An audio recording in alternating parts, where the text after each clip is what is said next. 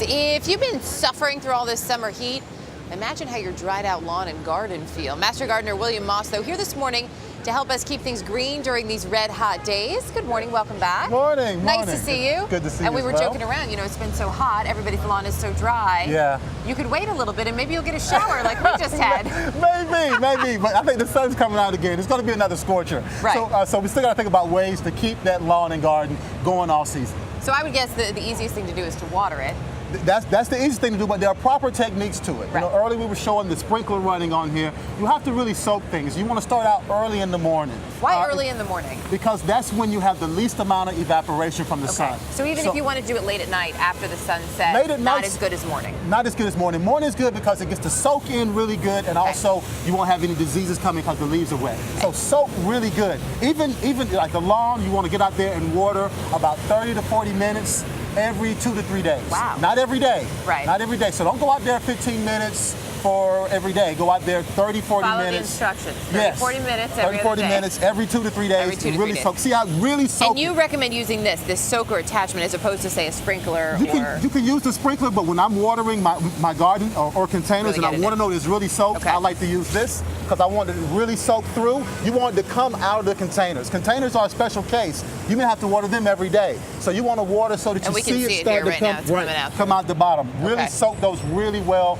Get them watered thoroughly. So we need lots of water for our plants, though. Mulch is also really important, right? We'll go over here and I'll show you that. You want to definitely keep mulch because mulch is your friend during the wintertime and the summertime. Because it keeps that moisture in. It helps keep the moisture. It's like a blanket over the top, keeping the moisture from being evaporated out. So I always say, you know, especially during these hot times, use a good, rich, organic compost as a mulch because it does double duty. It not only mulches, but it also feeds the soil and feeds the plants. From that compost, you mean? Yep. Feeds it. Yep. And how much mulch do I need? 2 inches. But there's a trick to it. When you get to the base of the plant, I want you to kind of make it shallow like a bowl there.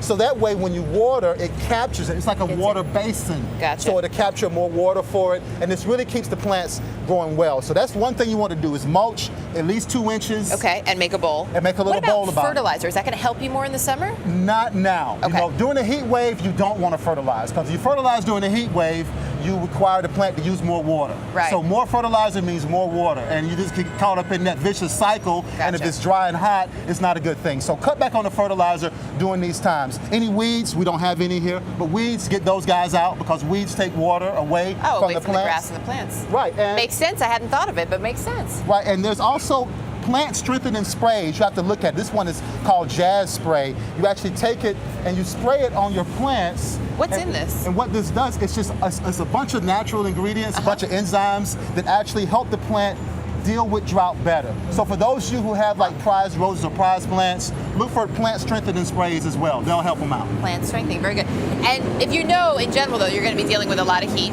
Yeah. You brought some sort of heat-friendly plants and grass for us this morning. Yes, we brought some incredible plants that love the summer heat, that love the drought, and can really take it. One of them I want to start with is buffalo grass. Now, more people should grow this because it requires a third of the water of a regular turf.